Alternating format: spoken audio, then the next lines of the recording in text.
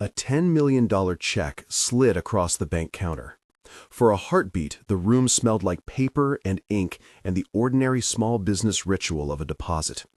Then there was the sound, sharp, unmistakable, a quick tearing noise that echoed off tile and glass. Pieces of the check fluttered, white and blue, landing against the man's coat and on the tile at his feet. Someone whispered. A woman who had been waiting in line put her hand over her mouth. A security camera timestamp froze on the screen. 12/16/34, March 14. "This is fraudulent," the branch manager said, and with the same hand she had used to set aside a pair of pens, she tore the check into quarters and tossed the fragments at the depositor's chest. A customer counted 12 people present. A clerk at the window hit a silent alarm. Minutes later, a man in a suit walked in, paused at the counter, and, looking at the torn bank check and at the man whose papers had been shredded, said one word that shifted everything: "Sir." The word landed like a verdict. It reframed the room. It marked who would be believed and who would not. It was captured on the bank's own footage, on a recording that would later be played in front of regulators and on public platforms. The sound of the paper tearing and the single syllable, delivered by the regional vice president, James Anderson, became the hinge of a story that began with a squandered moment of civility and widened into questions about policy, incentives, and who gets presumed legitimate by default. If you believe respect should be the default, hit like and stay with us. Brandon Coleman kept his hands steady when the manager ripped the check. He had learned, over a decade of building a small logistics firm in West Philadelphia, how to stay measured in the face of disruption. He reached into his worn briefcase, the leather softened by years of travel and by the steady reminders it carried. A photograph of his daughter, Maya, a folded note from his father, Gerald Coleman, given the day the company started, and a small stack of documents that proved what his business had become. The $10 million check was not cash in a sock, not a theatrical prop. It was the instrument of an acquisition. Premier Logistics had been bought, and the buyer's treasurer had issued an original cashier's check for the full purchase price. Brandon had a duty and a right to deposit it. He had grown up 2 blocks from the bank branch he entered that morning. People who knew Brandon called him resourceful, straight-shooting. He had built a transportation company from the ground up, routing shipments across the Northeast, hiring locally, and making payroll on a Friday, even when invoices ran late. He'd named this firm after the neighborhood he came from. Maya, 5 years old at the time, liked to sit in the passenger seat during small errands and hold the steering wheel of his old pickup while Brandon pretended they were driving across country. To him, the briefcase held more than money. It held a legacy. That morning, he had decided to deposit the original check in person. It was a conscious choice. Some banks require originals for high-value instruments. Some buyers demanded chains of custody. Some accountants advised keeping the signed original until the funds cleared. Brandon wanted to be straightforward. He placed the check on the counter, slid his ID across the plexiglass, and told the manager the teller code they could use to verify the cashier's check with Premier Logistics' attorney. What followed unfolded like a diagram of escalation. The manager, Sarah Winters, asked for additional identification beyond the state ID Brandon handed her. She questioned the check's issuance, the font of the printed bank name, the way the numbers were aligned. Her voice tightened. The teller picked up the telephone, spoke in hushed tones to an unseen supervisor, and then, per the recording later logged as Exhibit A, the manager said, "This is fraudulent." The audio clip is short, 3 words, but it appears repeatedly in the investigative file because of how it triggered everything that came after. Security footage shows Brandon standing almost still as the manager reached forward deliberately and tore the check down the middle. The sound, the rip, registers as a moment in the recording that investigators would later return to again and again. It's a small sound with disproportionate consequence. The manager tore the paper the other way, into quarters, and flung the pieces. One fragment landed on Brandon's shoe. Another stuck to the counter adhesive where a receipt once had been. 12 witnesses watched. One of them, Helen Davis, an elderly woman who had been in line to cash a Social Security check, froze. Her later testimony would be simple and precise. She remembered the rip, the way the pieces fell, and the look on Brandon's face. Calm, collected, and disbelieving. Brandon did not lunge. He did not raise his voice. He pulled his phone from his pocket and pressed record. That decision, small and practical at the moment, would become crucial. The video he captured, time-stamped and unedited, shows the torn fragments on the counter, the line of customers, the manager's hands. It records the manager's words, the rip, the throw, and the thin, uncertain silence that followed. In the footage, at 12:16:34, March 14th, the camera catches the regional vice president stepping into frame 52 minutes later. His arrival is slow, measured. He looks at the fragments, he looks at Brandon. The first word out of his mouth is "sir," and the room shifts with it. Why did the manager act as she did? The answer cannot be reduced to a single claim about her heart. The audio and video capture the facts of an encounter. Other evidence, later collected, leaked, and scrutinized, would point to systems that made certain conclusions easier to reach. But on that day, what mattered to the dozen witnesses was the public humiliation. Brandon left the bank with pieces of paper in his pocket and a recording in his phone. He left with a decision to make: accept the incident and move on, or gather evidence and push back. In the first moments afterward, a different, quieter struggle began. There was the practical calculation: how to preserve the check pieces, where to send the recording, who to tell. There was the private calculation: how this would look to business partners, buyers, lenders. Brandon thought of Maya, of the small mental ledger every parent keeps about how they will explain setbacks to a child. He thought of his father, Gerald, who had given him the briefcase and said, "Always carry proof with the pride you built it with." He thought of dignity, not as a legal term, but as an ordinary need to be treated without being assumed lesser. The footage and the recording would later show that when James Anderson entered the branch, he stepped into a scene already intensified. The manager was visibly flustered. The tellers were gathered. A customer muttered. Anderson moved immediately, addressing Brandon with formal language and a measured tone. "Mr. Coleman," he said, and then, after a beat, "Sir." The second address, the one that acknowledged his personhood rather than his perceived criminality, was captured in multiple devices and in the recollection of witnesses. Those two words, when played back for regulators and for reporters, were presented as a turning point. Recognition finally granted, but too late to erase the public damage. The bank would later characterize the event differently in its initial statements. Standard speak about safety protocols and fraud prevention. But in that moment, the bank's own footage made it impossible to fully wash away the impression left by the torn check and the tossed fragments. People who had not known Brandon's story before now had a simple sediment of it.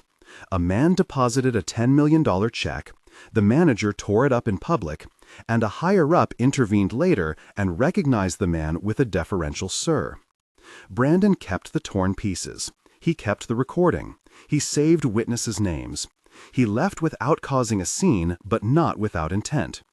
The decision to document was both instinctive and tactical. A photograph of the torn pieces later circulated among reporters.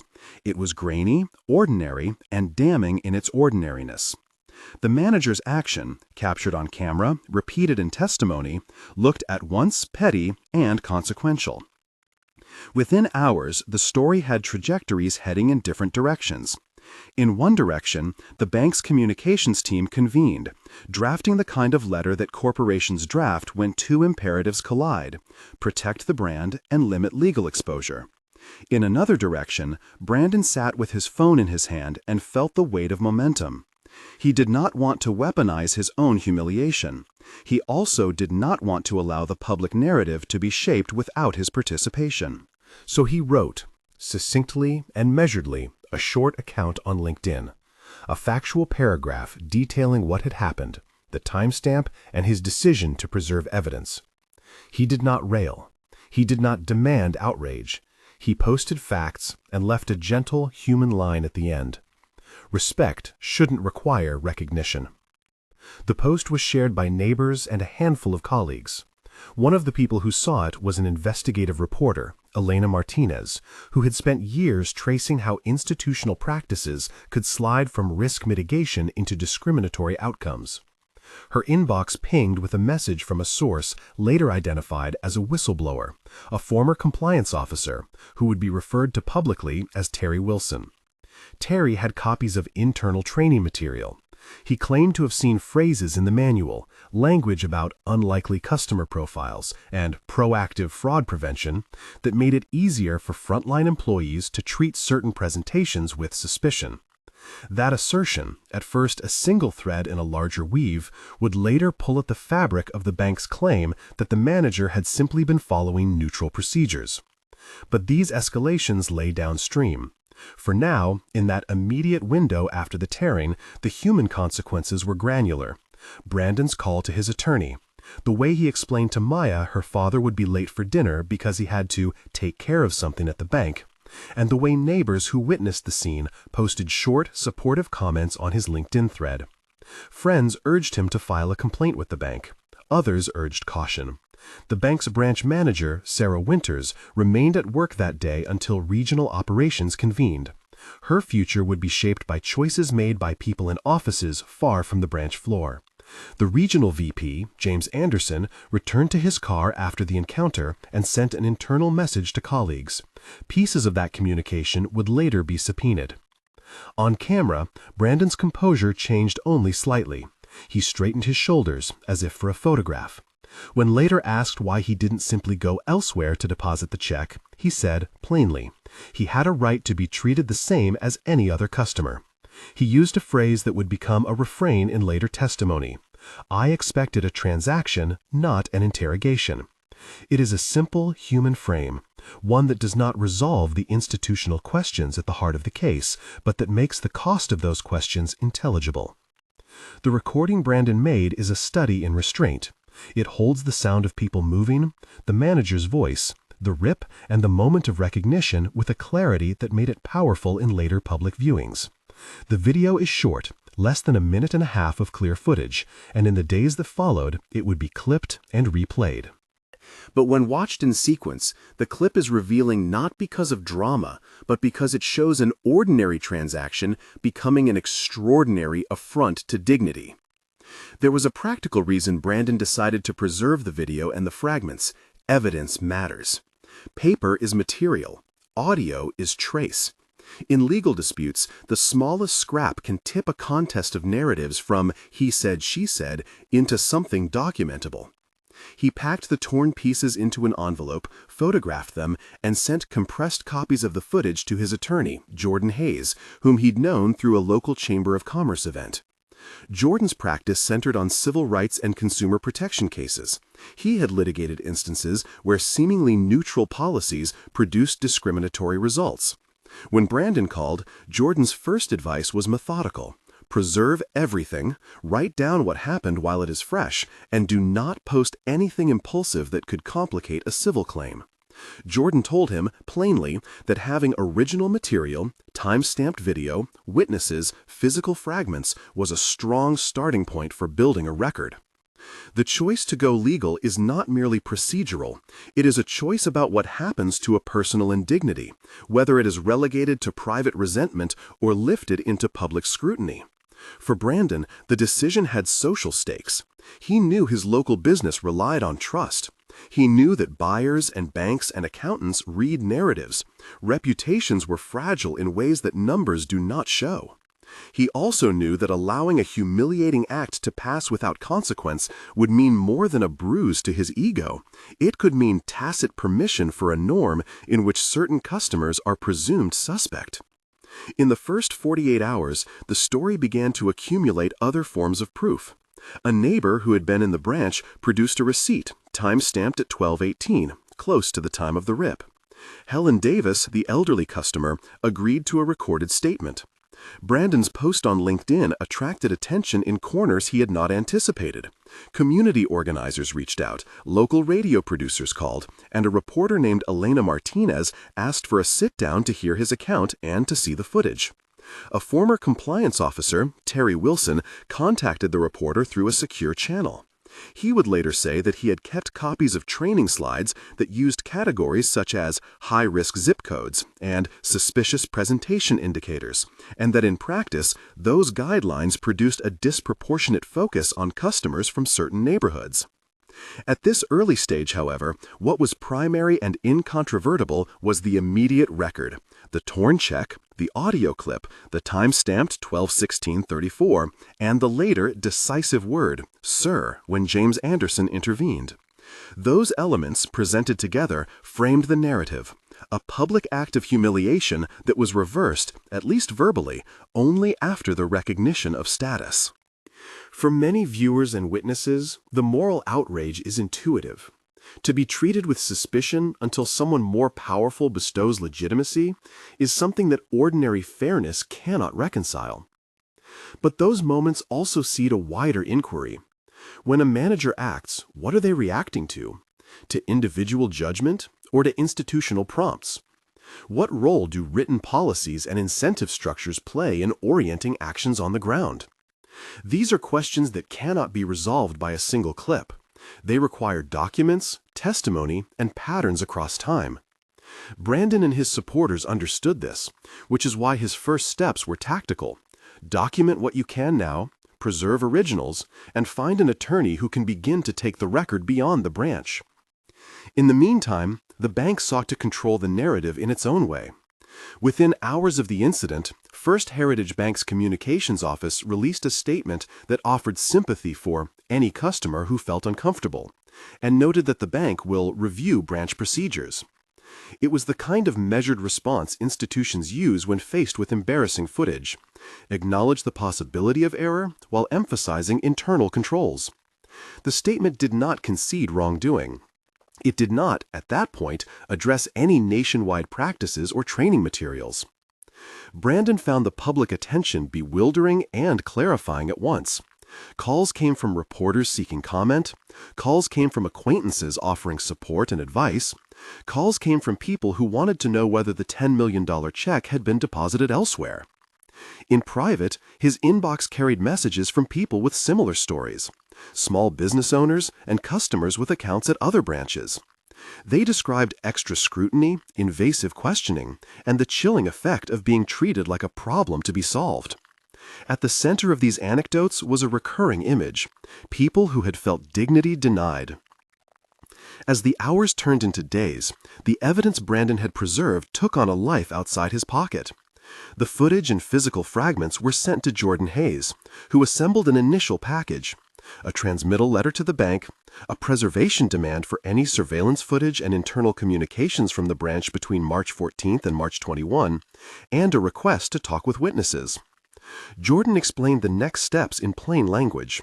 To bring a civil claim, they would need to show that the bank's actions caused harm, and that the bank either acted negligently or under policies that enabled discrimination. Gathering internal documents would be crucial.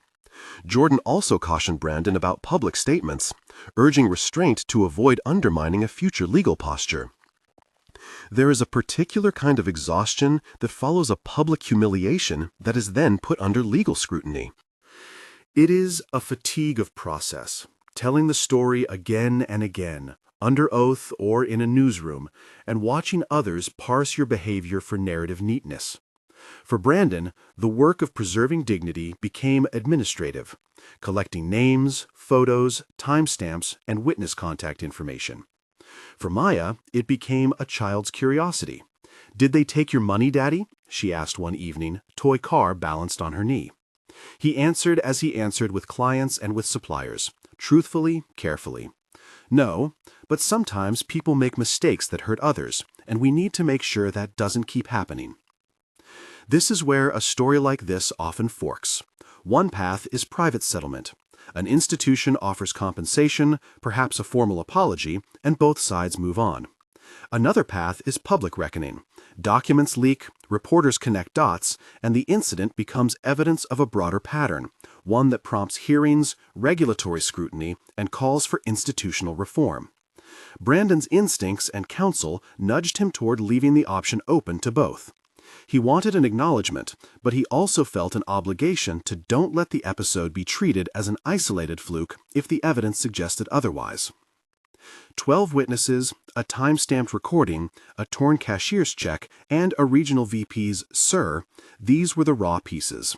They were small, but like many such small things, they had the potential to reveal a larger architecture. In the week after the incident, that architecture began to be visible in fragments. Stray slides from a training deck that a former compliance officer would later share, references in internal emails to target metrics and preventative closures, and anecdotal accounts from other customers. These were not yet a case, but they were a pattern, enough to suggest that the manager's judgment did not arise in a vacuum. For Brandon, the pragmatic next step was a measured one. He filed a formal complaint with the bank's customer resolution office, supplied the preservation demand drafted by Jordan, and agreed to sit with Elena Martinez for an interview. He balanced the need for discretion with the urge to be heard. "I want my day in court," he told Jordan in a short, quiet conversation, "but I also want people to know what it felt like." The recording captured at the bank holds a moment that is almost photographic in its composition. A man with a check in fragments, a manager mid-motion, a regional VP arriving and correcting the room with a single deferential word. It is an image that is easy to frame as an allegory, about recognition withheld and then belatedly granted. That allegory is powerful because it is simple, yet the legal and institutional processes that follow it are not. They are slow, document-heavy, and often drenched in procedure. But they are the only way to test whether a single humiliating act is a sign of a systemic problem. For Brandon, the pragmatic next step was a measured one. He filed a formal complaint with the bank's customer resolution office, supplied the preservation demand drafted by Jordan, and agreed to sit with Elena Martinez for an interview. He balanced the need for discretion with the urge to be heard. "I want my day in court," he told Jordan in a short, quiet conversation, "but I also want people to know what it felt like." The recording captured at the bank holds a moment that is almost photographic in its composition. A man with a check in fragments, a manager mid-motion, a regional VP arriving and correcting the room with a single deferential word. It is an image that is easy to frame as an allegory, about recognition withheld and then belatedly granted. That allegory is powerful because it is simple, yet the legal and institutional processes that follow it are not.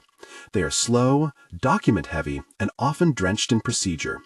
But they are the only way to test whether a single humiliating act is a sign of a systemic problem. And so the scene closes, at least for now, on a decision. Brandon will not quietly absorb the humiliation. He will keep the fragments, the recording, the witnesses. He will work with counsel, and he will let the evidence determine whether this was an aberration or a manifestation of a pattern. Others too, reporters, activists, and a whistleblower in the bank's compliance department, begin to thread the first leads together. The tear in the check is literal and symbolic. The single word, "sir," becomes a focal point for what the public will later evaluate as respect versus recognition. As Brandon walked back to his car that afternoon, the briefcase heavier from the knowledge that what it held had been desecrated and preserved at the same time, he wondered how many other people had turned to their phones and recorded moments they wished they had not needed to. He thought about the looks on the faces of strangers who had watched the tear, sympathy, indifference, and the small, rationed courage of witnesses who later agreed to be named. He placed the torn fragments into an envelope and put them in a safe in his office. He backed up the video to 2 cloud services. He wrote the LinkedIn post and then walked away from the screen. The story, for the moment, was both personal and evidentiary, a wound documented. There would be more to come, internal documents, whistleblower statements, and public hearings. But in the first act, the thing that mattered most was what had happened at 12/16/34 on March 14, and the way a single word, "sir," had rearranged a room's moral ledger. It is that hinge, that late recognition, that would animate what followed: investigations, demands for accountability, and debates about whether institutions treat people equally before the facts are verified. Brandon's choice to document, preserve, and share marked the transition from private injury to public record. It set up the questions that would be answered not by intuition alone, but by documents, testimony, and the slow work of discovery. He had done the smallest necessary things: record, keep, and seek counsel, and in doing so, he had turned an affront into evidence. The path toward public scrutiny had been prepared, with a recording that captured a quiet but damning sequence: the rip, the toss, the silence, and the eventual, belated "sir." When Elena Martinez first reached out, she did not promise headline treatment. She asked for time and for the raw files. As Brandon uploaded the footage and the envelope of fragments was cataloged by his attorney, a small team of community advocates lined up behind him, offering to gather other testimonies if he wished. He hesitated, thinking about the practicalities of running a business and the ethical complexities of turning his personal indignity into public spectacle. Then he remembered what his father had said the day he handed him the briefcase: "Protect the thing you are building and treat it like you would treat your name." He would not be the only person to make a difficult choice in the weeks to come. People at the bank would decide what to retain and what to produce. A former compliance officer would decide whether to risk career consequences by leaking internal documents. Journalists would decide how much to probe.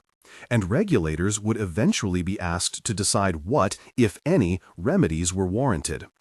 But on that first day, the scene closed on evidence in Brandon's pocket: a city afternoon and a camera that recorded more than anyone might have wanted to admit. The torn check was both a private wrong and a public object. It had been shredded. It now needed to be reassembled, not just physically, but in the court of public accountability. What began as a single torn sheet of paper turned over the next several weeks into a slow, document-heavy interrogation of an institution. The video Brandon had tucked into his phone became the seam that reporters, lawyers, and regulators pulled at until the thread widened into a pattern. That pulling produced new records, new voices, and new exposures, some deliberate, some accidental, that shifted the story from a humiliating encounter to a public reckoning. Elena Martinez ran the first piece that treated the incident not as an isolated indignity, but as a symptom. Her article laid out what Brandon had preserved: the time-stamped footage from the branch camera, 12/16/34, March 14, his phone recording, the torn cashier's check fragments he kept in an envelope, and the line of witnesses who had agreed to be interviewed. Elena did not stop there. She wrote that a source, later identified as Terry Wilson, a former compliance officer at First Heritage Bank, had sent her a cropped, redacted slide deck from the bank's internal training. The deck, according to Elena's reporting and the documents she published under embargo for verification, included language that mapped innocuous categories onto neighborhoods and customer presentations. The leaked slides contained categorical labels and examples. One slide, titled "High-Risk Indicators Presentation Trends," listed a set of templates: unusual remittance patterns, use of alternate addresses, and a shorthand line that read, per the leaked file, "Unlikely customer profiles." Another slide showed a segmented map of zip codes, with certain pockets shaded as heightened review territory. These were not discrete accusations on their face. Fraud prevention is a legitimate banking concern. But for those who read them in context with performance scorecards and internal emails, they appeared less like neutral risk flags and more like operational cues that affected how employees engaged with customers. Terry Wilson agreed to speak on background and later on the record. He described the training culture in terms that echoed what Elena's documents suggested. Frontline staff were told to maximize preventative closures and to escalate suspicious presentations promptly. When reporters asked him whether the language had racial implications, he did not offer motive statements about individual managers. Instead, he said this: "The categories and incentives produced differential outcomes." Those were empirical claims, slide decks, emails, and quarterly metrics that, when assembled, allowed investigators and later regulators to test the hypothesis. Jordan Hayes moved with the methodical patience lawyers must cultivate when facts are fragile and institutions are well-resourced. He served preservation demands, requested the bank's internal incident reports, and subpoenaed communications. The bank produced redacted files, then produced more under pressure. What emerged were a set of internal performance dashboards and emails that tied branch-level fraud prevention actions to quarterly evaluations. A memo from regional operations reviewed by Jordan's team included the phrase, "Proactive prevention increases franchise protection," and an operations Q&A suggested that managers who closed more suspicious items received positive marks in reviews. All of these documents were strewn with qualifying language, may, consider, where appropriate. But their practical effect was visible in the raw numbers. A spreadsheet obtained by reporters showed that in branches covering neighborhoods with lower median incomes, the rate of escalations and account intercepts was markedly higher per transaction than in branches serving wealthier areas. Statisticians who examined the data that Elena and Jordan compiled found a pattern that was unlikely to be explained by chance alone. That does not prove discriminatory intent in a legal sense. Intent is a high bar. But it does show disproportionate impact. In civil rights terms, disparate impact is often the pivot point for remedies. As documents multiplied, so did public pressure. Community groups organized a small rally outside the bank's downtown headquarters. Local council members sent letters requesting an inquiry by the State Banking Commission. The bank issued a second statement that acknowledged the video had provoked understandable concern and reiterated a commitment to review branch-level procedures. But corporate language and community indignation travel on different timelines. For some stakeholders, the bank's statement read like a temporizing tactic. For others, it read like a promising first step. Brandon watched both reactions from the vantage of someone who had not expected to be the center of a public story. He also listened closely to Jordan's counsel. One legal concept came up repeatedly in strategy sessions: discovery. Jordan explained it to Brandon plainly. Discovery is the phase where each side can request documents, emails, and depositions to test competing narratives. "It's how we turn a scene into a system," Jordan told him. "You showed what happened at a point in time. Discovery shows whether that point was an outlier or part of a pattern." The bank balked at producing certain internal communications, and the dispute about scope eventually landed before a judge in a civil action. The court ordered limited discovery, and pieces that had been privileged or tucked away surfaced. A set of regional operation emails referring to efficiency of risk controls, and a personnel review form that praised a manager for vigorous detection of suspect instruments. During depositions, the texture of the bank's internal culture became audible. Frontline tellers described pressure, sometimes implicit, sometimes explicit, to flag anomalies. One teller, who had worked with Sarah Winters at the branch 2 years earlier, testified that staff were encouraged to document suspicious activities and to escalate quickly to avoid the possibility of being penalized if an item later proved fraudulent. The recording of that teller's testimony was not showy. It was sober, procedural, and noteworthy precisely for its ordinariness. The testimony suggested that policies operate not only on paper, but through incentive structures and management signals. Meanwhile, James Anderson, the regional vice president who walked into the branch 52 minutes after the tear, found himself answering direct questions on camera and under oath. He told regulators and later told a camera crew that he had been made aware of the incident and had gone to the branch to assess. He described addressing Brandon with a formality that the video corroborated, saying, "Mr. Coleman, sir," and he offered a set of competing explanations for what the branch team had perceived. In one statement, he said the manager had acted out of an abundance of caution, and that his step-in was intended to de-escalate. Under questioning, though, Anderson also acknowledged that his office had circulated memos emphasizing vigilance in suspected cases of check fraud. He did not, in his testimony, characterize the manager's actions as racially motivated. He framed them as operational decisions. Regulators would later weigh such testimony against the document trail. Sarah Winters, the branch manager, was asked blunt questions. Her initial response to media inquiries had been to couch the incident in terms of policy and suspicion. In hearings, she testified that she believed the check to be fraudulent when she tore it and that she had acted to protect the bank's assets. Her phrasing varied under different questioning. At times, she described herself as following training, and at other times she said she had made an independent judgment in a tense moment. Her legal team advised caution, and within weeks the bank announced personnel actions. The bank placed the branch manager on administrative leave and later terminated her employment. The public filing described the termination as a personnel matter consistent with internal policy. For Brandon and his supporters, this was an exhausting and unsatisfying kind of accountability. Individual consequences without necessarily addressing the broader framework that shaped the manager's perceptions. The story turned decisively, though, when the State Banking Commission opened a preliminary inquiry. This body, whose authority includes supervising state-chartered banks and investigating consumer complaints, has remedies that range from ordered training and operational changes to monetary penalties and mandated independent monitoring. The Commission has staff investigators who can subpoena documents and who can hold public hearings. When they do, the record becomes not just contractual between two parties, but a matter of regulatory oversight.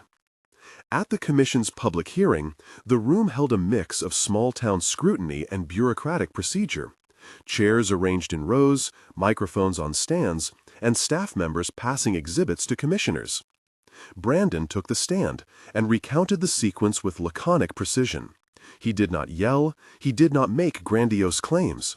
He told the commissioners what the footage showed, what he had preserved, and what it felt like to be treated as a suspect before being acknowledged as a person. He repeated, under oath, a line that had appeared in his LinkedIn post: "Respect shouldn't require recognition." That phrase landed in the room in the same way it had landed online: simple, memorable, and morally pointed. The commission played selected excerpts: Brandon's phone recording, the branch's surveillance tape, and short audio from depositions. They also reviewed the leaked internal slides. Terry Wilson testified about the training deck and about the incentive language that encouraged preventive action. Under cross-examination, he acknowledged risks in drawing a straight causal line between certain slides and every act by every manager, but he maintained that the language and metrics had foreseeable consequences. Commissioners asked technical questions about whether the training had been revised after the leak and whether the bank had monitored outcomes in a statistically meaningful way. Bank representatives sought to reframe the slides as aged material, not reflective of current practice, and emphasized investments in anti-fraud technology and compliance training. The Commission's investigators then presented a synthesized analysis. They found a pattern of disparate treatment in certain branches, supported by the combination of documents, internal emails, and outcome disparities. They phrased their finding in administrative terms. Probable cause existed to pursue enforcement actions related to discriminatory or disparate impact practices under the banking guidelines the Commission enforces. For viewers at home, probable cause sounds like courtroom language. The Commission staff explained it plainly. They had enough evidence to bring formal charges or to require the bank to answer to specific allegations. In lay terms, probable cause here meant the Commission believed there was sufficient evidence to move forward with formal proceedings and remedies. What the Commission ordered next was dour but consequential. It opened an enforcement action, issued a consent for continued investigation, and required the bank to submit a corrective action plan. That plan, as summarized publicly by the Commission, needed to include a full accounting of training materials and incentive structures, third-party monitoring of branch-level escalations, and an independent audit of outcomes disaggregated by geography and customer demographics. The Commission also indicated it was considering civil penalties. In administrative proceedings, such remedies are meaningful. Monetary penalties are a blunt instrument, but independent oversight and changes to internal metrics can alter behavior more structurally than a single termination. Under the pressure of regulatory scrutiny, the bank sought negotiation. Corporate counsel convened an internal crisis team, pulled forward compliance overhauls that had been in pilot stages, and initiated settlement discussions with Brandon's counsel. Settlements of these kinds usually include non-disclosure components. In this instance, Brandon and his legal team insisted on a public acknowledgement and on steps that would have broader remedial effects. Those negotiations were delicate. Jordan pressed not only for a just resolution for his client, but for remedies that would have ripple effects. Independent monitoring, public disclosure of revised training materials, and a fund to address harm to customers who might have been similarly affected. The bank eventually agreed to a multi-part resolution. Without broadcasting a punitive gesture as the central aim, the agreement included an undisclosed monetary payment to Brandon, a public statement acknowledging the bank's responsibility to review and change certain practices, a commitment to overhaul training materials, and the creation of a community relief program administered through an independent nonprofit to address harm identified in the Commission's inquiry. The corporation also agreed to the Commission's oversight for a defined period. Independent monitoring of branch escalations, quarterly public reporting on results, and mandatory anti-bias training revised with input from community stakeholders. There was pushback on both sides about the scope and sufficiency of the bank's commitments. Some advocates argued that settlement without a full admission of systemic wrongdoing was insufficient. Others argued that the bank's rapid commitments were a rare instance of corporate responsiveness that could be the model for change. For Brandon, the settlement was not only about recompense. He negotiated language that allowed him to speak publicly and to use part of the proceeds for community investment. That choice, turning personal harm into a resource for public good, felt to him like a way to translate indignity into a platform for change. With Jordan's guidance, Brandon established a modest scholarship in his father's name for students pursuing business studies in his neighborhood. He seeded a small fund to help minority-owned small businesses with account access and advisory services, practical measures aimed at reducing the friction many entrepreneurs face when dealing with high-value transactions. The scholarship and the fund were not grand. They were rooted in a belief that institutions should economize on dignity, not the other way around. Public reaction remained variegated. Local reports highlighted the bank's commitments and Brandon's community investments. National outlets used the episode as a peg to explore similar practices in other institutions. Policy advocates pressed the Commission to adopt clearer guidance on how banks design and monitor fraud prevention measures to minimize disparate impact. Community groups sought to channel media attention into sustained oversight, arguing that without watchful accountability, old practices could reemerge in new forms. The personal dimensions of the aftermath remain salient. Brandon received offers to speak on panels, invitations to advise nonprofits, and, at times, the weary bewilderment of having a private wrong become a public cause. He still ran his small logistics company. He still picked up Maya from school when he could. There were quieter victories, calls from old clients reassured by the public record, renewed confidence among partners who saw his persistence as evidence that he would stand up to pressure. He took solace in small, ordinary markers of regained respect, a supplier calling him Mr. Coleman instead of a clipped first name, a receptionist who now greeted him without a ledgered glance. For First Heritage Bank, regulatory oversight reshaped internal conversations. Compliance teams rewrote sections of training materials that had used broad-brush checklists and zipped codes as shorthand.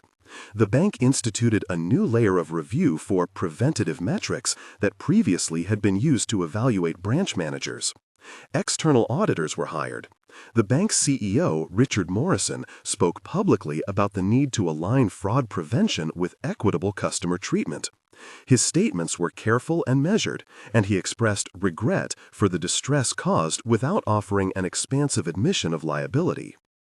But the operational changes had teeth.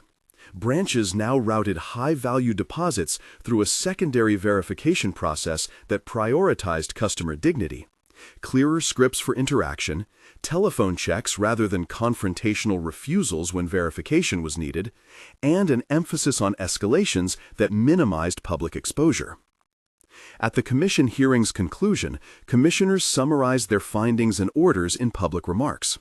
They emphasized the importance of balancing fraud prevention with non-discrimination and required the bank to report progress. They also ordered remedial outreach to affected communities. For Brandon and others who had testified, the commission's actions were not a symbolic success alone. They were procedural. The bank had to show, on a public schedule, that it was changing the behaviors that the documents and outcomes had suggested were problematic. The public would be able to read the bank's quarterly reports to see whether escalations decreased and whether disparities narrowed. There were, inevitably, critics who said the remedies were insufficient. Institutional change is slow. Systems that encode bias do not vanish with a single corrective memo. Yet the combination of evidence, recorded video, whistleblower documents, depositions, public hearings, had changed the calculus. The manager who had torn the check lost her job. The regional VP's reputation, which had been buoyed by his deference in one camera frame, was recontextualized by his office's memos and directives.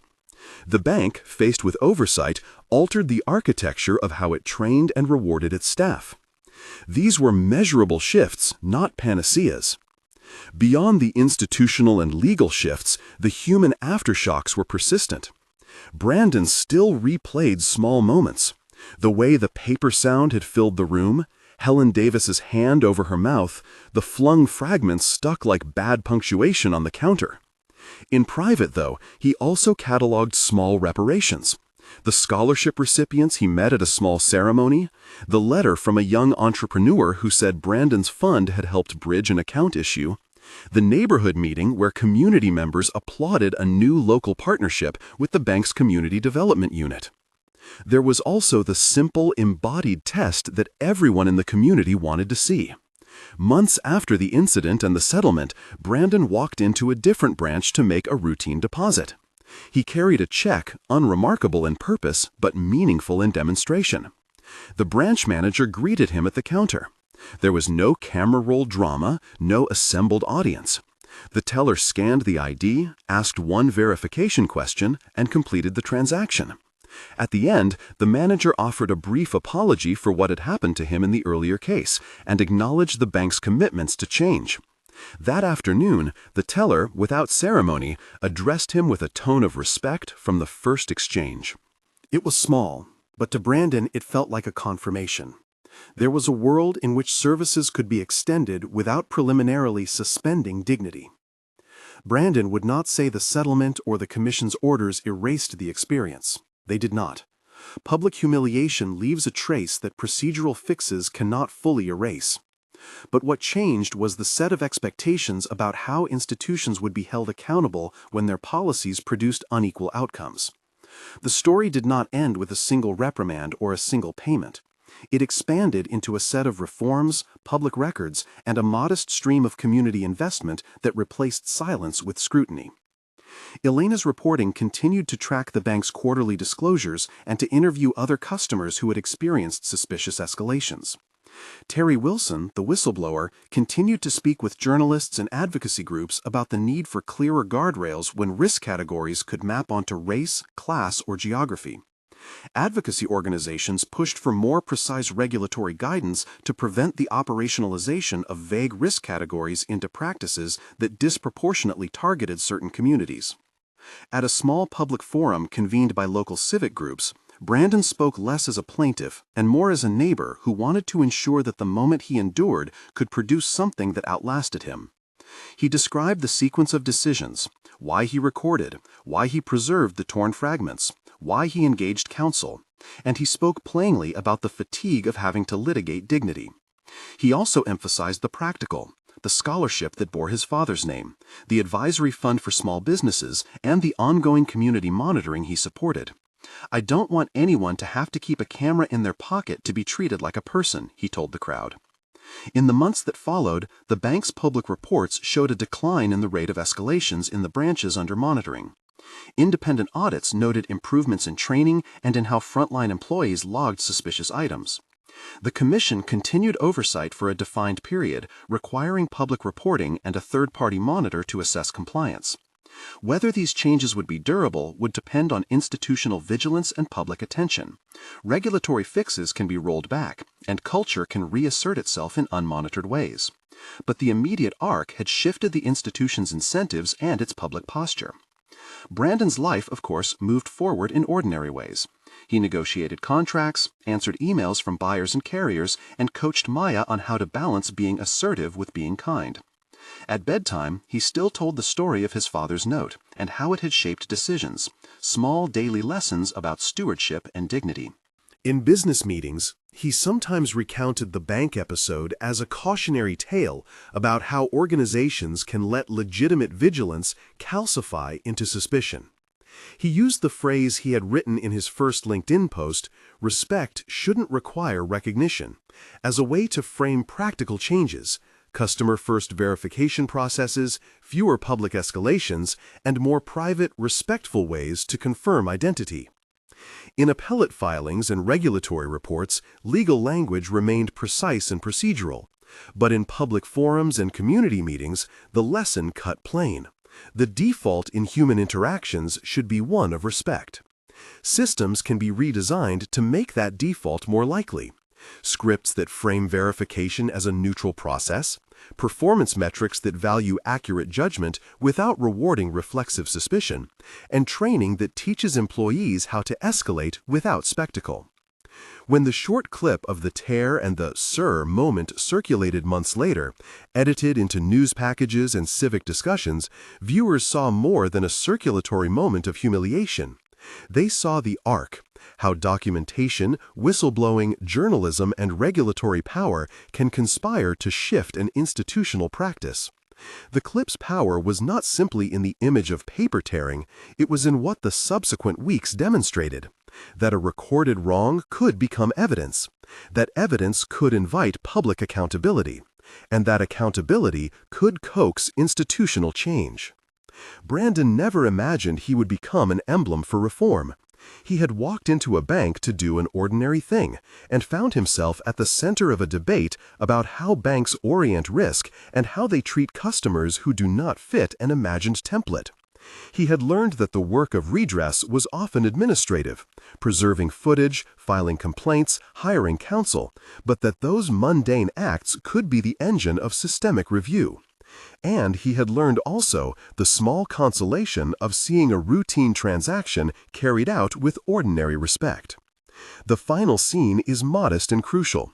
On a morning some months after the commission's orders, Brandon walked into a branch downtown with a deposit envelope. The camera angle, if one had been there, would have shown a quiet transaction. A check placed on the counter, an ID offered, a teller who asked a verification question in a conversational tone. The manager who greeted him did not speak in the clipped, suspicious cadence that had once framed him as a problem. The interaction was efficient, respectful, and ordinary. The teller completed the deposit and said, without the waited second before recognition, "Thank you, Mr. Coleman." It was not a dramatic "sir" that arrived belatedly to correct a wrong. It was routine respect given from the outset, the quiet reversal of the story's original injury. Brandon left the bank with the usual receipts and a small private satisfaction that the shift from humiliation to civility had taken place not because of a single caveat, but because of cumulative pressure, documentary evidence, legal options, journalistic exposure, whistleblower courage, and regulatory teeth. The torn check remained in a drawer as a reminder, both of what happened and of what can happen when ordinary citizens choose to document and demand accountability. There is no clean, cinematic end to systems change. Institutional habits have momentum, policies can be reworded and re-implemented. But there is also a practical lesson embedded in the arc. Evidence matters. People in positions of oversight can compel change. And when communities organize around documented harm, they can alter the default settings of institutions. For Brandon, the point was personal, but also civic. One man's recorded indignity can catalyze conversations that make it less likely the next person will undergo the same fate. If there's a final image to carry, it isn't the ripped paper or the single late, sir. It's the moment of ordinary reception, the teller's unforced courtesy, the neutral script that frames verification as process, not accusation, the short exchange that affirms a person's right to be served without prior suspicion.